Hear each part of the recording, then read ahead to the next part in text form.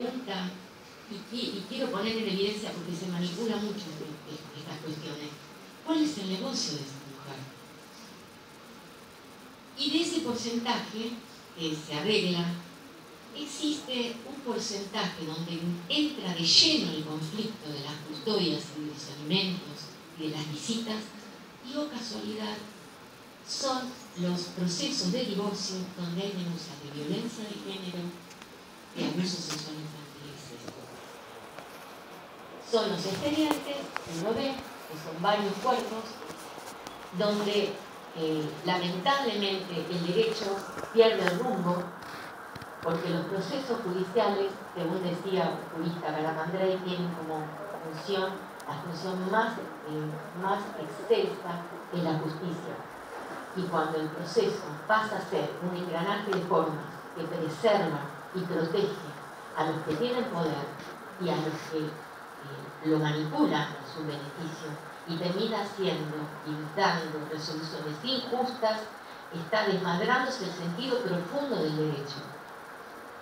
Por eso también es el desafío de todo operador judicial de saltar y no quedarse enredado en estas trampas que tienen que ver con el proceso y que facilitan los agresores, donde por otro lado no puedo dejar de poner en evidencia que el negocio jurídico está dado en la defensa de los agresores, porque en el 80% de los casos estas mujeres, si no estaban con problemas económicos, van a terminar con problemas económicos, porque son procesos que se prolongan en el tiempo, donde generalmente, además, en la parte penal, no tienen acceso a la posibilidad de las defensas, de las querellas. Y ustedes saben que en el ámbito penal, el ser querellante es fundamental, porque es una forma de control sobre los operadores judiciales, sobre la producción de la prueba. En cambio, ellos sí tienen defensores y en el porcentaje mayor son abogados particulares. Y lo que uno va viendo a través de la comunicación con otros operadores en otros países del mundo, inclusive países desarrollados como Estados Unidos, es que esta realidad vivimos en Argentina, se está viviendo en otros lugares. Hay un hilo conductor y un hilo de conductas parecidas. Los agresores tienen todos los lobbies, todos los accesos a la defensa y usufructan los procesos judiciales para revictimizar a los niños y para revictimizar a las madres y a los padres en su caso, que no es la mayoría, revictimizar al adulto protector que ha creído el relato de abuso del niño o que ha padecido situaciones de violencia, denuncia y quiere proteger. En Estados Unidos hay un operador que hace muchos años ha actuado con agresores del sistema de justicia estadounidense, el Lundy Bancroft. Lundy Bancroft hace un análisis muy interesante sobre la mentalidad y la personalidad de los agresores, que terminan en muchos casos siendo abusadores. Y él centraliza en una característica que los unifica a todos: la necesidad de control. Necesitan controlar. Entonces, ¿qué pasa? Cuando las mujeres en otras épocas, en nuestras historias familiares, vivían violencia, sabían de situaciones incestuosas y se callaban, cuando se atreven a cortar el contacto con ese agresor para proteger a sus hijos, se divorcian y denuncian, se las castigan, porque lo que se quiere en realidad es un metamensaje hacia las otras mujeres. No te separes, callate, sé cómplice, porque si no, fíjate lo que te va a pasar. Nadie te va a creer, porque el no creer no es solo al niño, no se cree tampoco a las madres protectoras que, superando su propia angustia, defienden y buscan en la justicia, como dice Lundy Bancroft, no que los proteja a sus hijos, que las ayuden a ser efectiva la protección de sus hijos y evitar todo tipo de contacto con el agresor. Porque hay otro mito que habla que los pedófilos y los agresores lo pueden hacer una vez y no lo hacen nunca más. Mentira. Son reincidentes. Hay un jurista en Córdoba, el doctor Maria, que escribió hace poco un libro analizando todas las cuestiones de abuso, que decía que los estudios en las cárceles de Estados Unidos los agresores sexuales mostraba que no tienen cura y son reincidentes. Irene Itevi dice que el que abusa de un niño generalmente en un porcentaje mayor va a volver a abusar de otro niño. Y tienen una característica afín que uno lo ve en la práctica. Jamás reconocen ni la violencia ni el abuso. Nunca reconocen. Pero lo más terrible es que la sociedad, porque no es solo la institución judicial, la sociedad les resulta mucho más tranquilizador avalarlos a ellos frente a la denuncia que creer a los niños y a las madres protectoras. Porque también lo que hay que dejar en claro es que cuando uno cuestiona y ataca y sospecha de la madre protectora, en realidad está atacando al niño también. Y a veces no habrá un abismo nada más. En la ciudad de Villa Gesell, una cosa que es el único juzgado civil y de familia en la provincia de Buenos Aires, tenemos cámaras Gesell, por un pedido que en su momento hice al presidente de la Corte en ese momento, que era el doctor Miguel. Esta cámara Gesell es usada por los juzgados penales de la zona. En ese caso yo no intervengo, pero me ha servido de experiencia a través de lo que me cuentan los operadores de mi juzgado, que son los que actúan. El apellido que hace las cámaras Gesell es el apellido del juzgado. Entonces uno puede observar muchas situaciones sutiles de maltrato. Por ejemplo, le cita a los niños a una determinada hora, vienen con la madre y a las 2 horas vienen los operadores a tomarle la cámara especial. Ese es el interés superior del niño. No es de victimizar a esos niños en esas esperas, cuando en un caso, por ejemplo, concreto del lugar donde vivo, las distancias son grandes. ¿Se haría lo mismo si la cámara se le hiciera al padre a eso? ¿Se lo dejaría esperando tanto tiempo? ¿O tendrían miedo de hubiera reacción? Porque los niños son indefensos. Los niños aceptan los actos de los adultos sin cuestionar, porque ellos confían. Y la otra cuestión que yo creo que en el tiempo se tiene que evaluar es que por qué en las cámaras Gesell no se permite, por ejemplo, que el cuidador denunciante acompañe a la criatura cuando es pequeña y cuando le produce angustia estar sola. Entonces uno se pregunta, ¿se quiere saber la verdad? ¿O en realidad se buscan artilugios procesales para silenciar al niño y que todo quede en la nada y la impunidad, como en la práctica está ocurriendo? La cámara Gesell es importante, un paso muy importante hecho con muy buena intención en su momento por el doctor Rosanqui, cuyo libro, El abuso sexual infantil, silenciar o denunciar, que fue mi primer libro y mi primer contacto con un tema que tenía que ver con el abuso sexual infantil, en el año 2010, fue creado porque el doctor Rosanqui en su libro analizaba el maltrato que se hacían los niños en los interrogatorios en esta situación.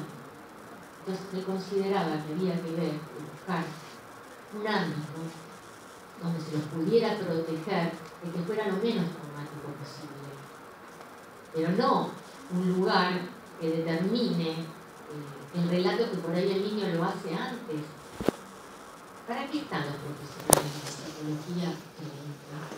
Y yo les plantearía a los profesionales de la psicología, ¿ustedes no piensan que si los psicólogos no avanzan en dilucidar el relato del niño como algo válido y contenerlo, si no lo hacen, no hay un fracaso de la ciencia?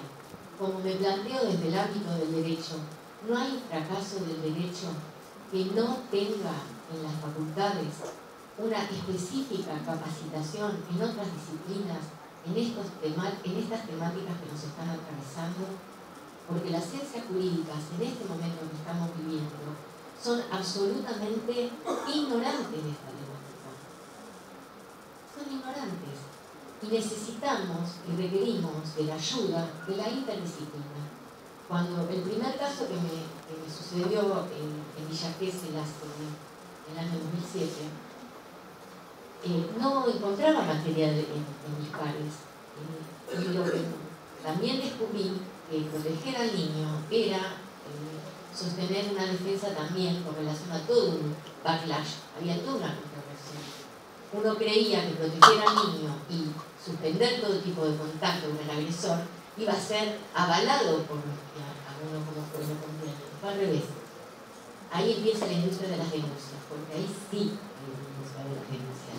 Se denuncian los jueces, se denuncian los asesores de menores, se denuncian los psicólogos, peritos, que creen y que protegen al niño. A los otros no, a eso sí se los denuncia. Entonces es como que me di cuenta que necesitaba el registro de otras disciplinas. Ahí es el libro de Carlos Rosanqui, y a través del libro de Carlos Rosanqui, el libro de Irene Integra. Con los años aparece en mi vida, por otras circunstancias, en otra denuncia de incesto, donde hablan del tema del SAP. Hay un libro en castellano escrito por la psiquiatra argentina Sonia Vaccaro, que se llama El pretendido síndrome de alienación parental, que tuve la suerte de conseguir como único ejemplar en Capital Federal, que se encuentra en una página de internet, compra de libros y internet, donde estas dos, la psiquiatra Sonia Vaccaro y Consuelo Varela, que es una psiquiatra española, hicieron un estudio pormenorizado de todo el historial de este síndrome, con una recabada muy puntillosa del estudio de este Gardner, de las cosas de los propios libros de Gardner, en idioma castellano, porque el material que existe es en inglés. Por eso le fue tan fácil la imposición de esta doctrina en Argentina, porque no había libros en castellano que desnudaran esta falacia. El libro de Sonia Vaccaro, que fue para mí también determinante, y fue el que me permitió, hace 5 años, resolver en un caso, es el que le cuento, que la víctima era una criatura, un nene, un varoncito, tenía 4 años, 5 años. La defensora y la protectora era su mamá, que era una chica joven, con muchos problemas, inclusive problemas adictivos, y que esta chica estaba sostenida por su madre y su tía. En ese caso, donde durante toda una primera etapa uno tiene esa tendencia a decir, esa mamá que era con tanto problema que tenía, uno pensaba, y ella sostenía que el padre abusaba de su varoncito. El nene se lo había contado ella y no hablaba a nadie. Inclusive tuvimos una audiencia donde recuerdo con una foto la imagen de esta criatura que era preciosa, muy parecida a la madre, que me miraba, no le hablaba una palabra, y que en realidad tuve que sostener porque pensaba, ¿qué es esto? Bueno, en ese caso, ese nene, con terapia, con una psicóloga que después fue nuestra perito, lo terminó contando.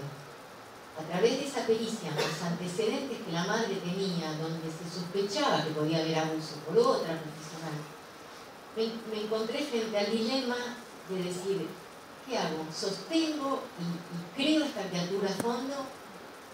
¿O me dejo llevar por todo el argumento del agresor y de la asesora de menores que cuestionaba a la madre y que consideraba que había una influencia y un lavado de cerebro en una criatura?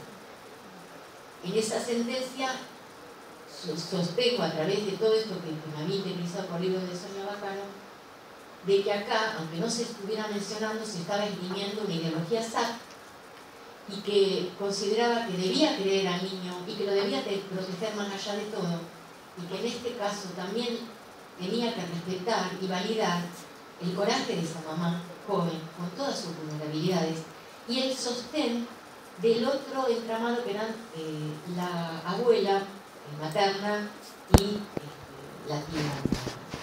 Esa resolución en su momento tuvo, por circunstancias aleatorias a uno, tuvo trascendencia y se publicó, se habló de esa sentencia, porque era la primera sentencia contra el SAP en Argentina, en el diario Página 2.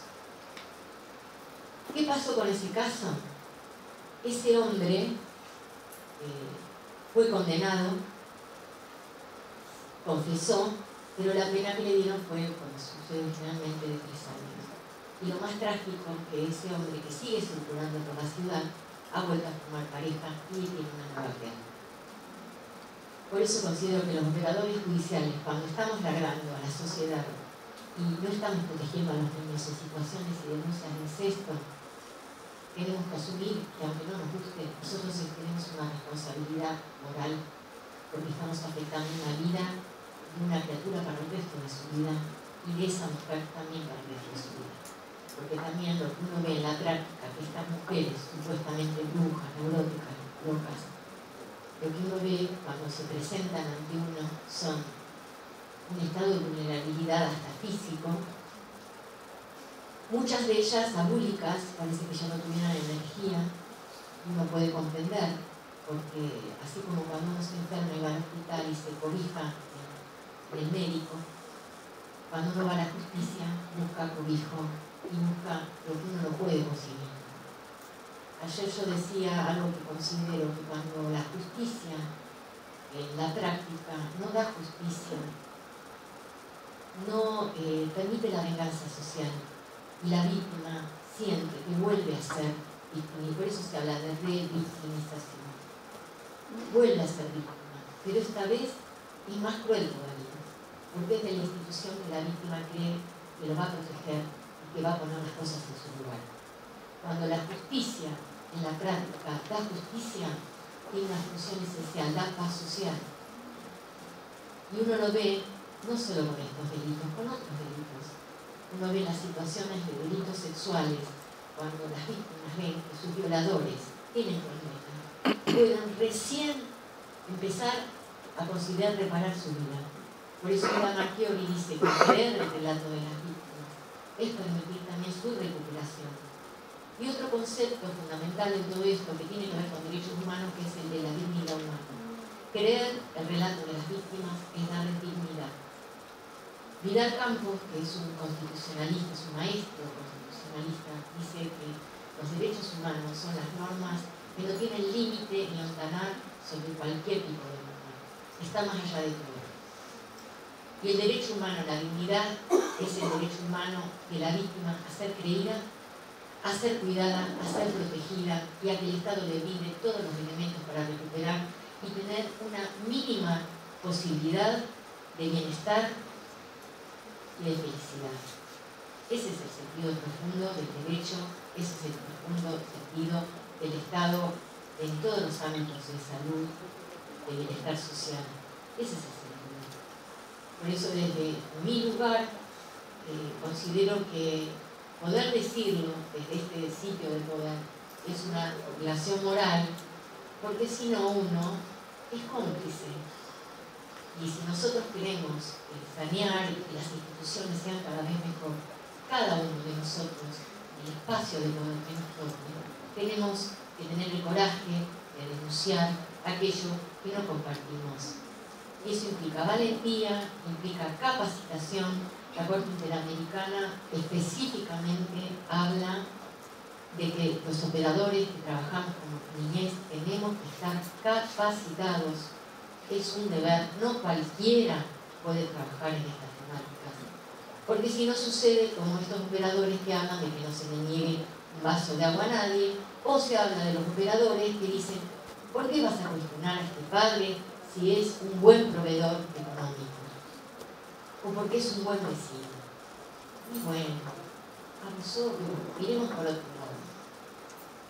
Entonces considero que es un tema que nos toca a cada uno. Por supuesto que a los que tenemos poder y más nos toca, más responsables somos y tenemos que mirarlo con un sentido de trascendencia.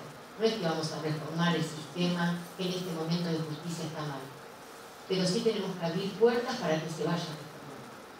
Y a nivel estatal, en otros ámbitos de salud y psicología, también. Los colegios de psicólogos tienen que bajar una línea muy concreta de protección a todos los profesionales de psicología que se juegan por querer a los niños y creer sus relatos de abuso y los protegen. Como los colegios de abogados, a los defensores que tienen el coraje de defender a las víctimas, capacitarse y asumir las defensas que les producen. Y como los organismos que nos protegen a los jueces, proteger a los jueces que tenemos el coraje de querer a los niños y hacer efectivos los derechos humanos de los niños en los procesos judiciales. Nada más.